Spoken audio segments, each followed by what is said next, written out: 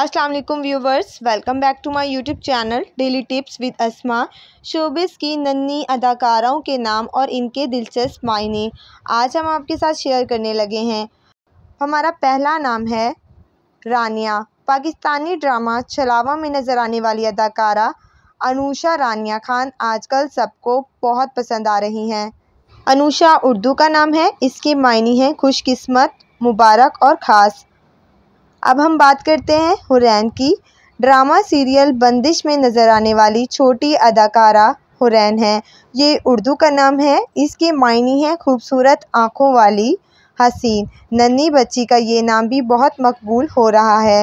अदाकारा खुशी माहीन हमारा तीसरा नाम है। पाकिस्तानी फ़िल्म परी में नज़र आई हैं।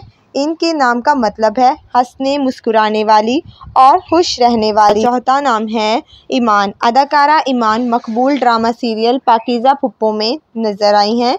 इनके नाम का मतलब है यकीन, भरोसा, सच्चाई, पुख्ता अकीदा करने वाली।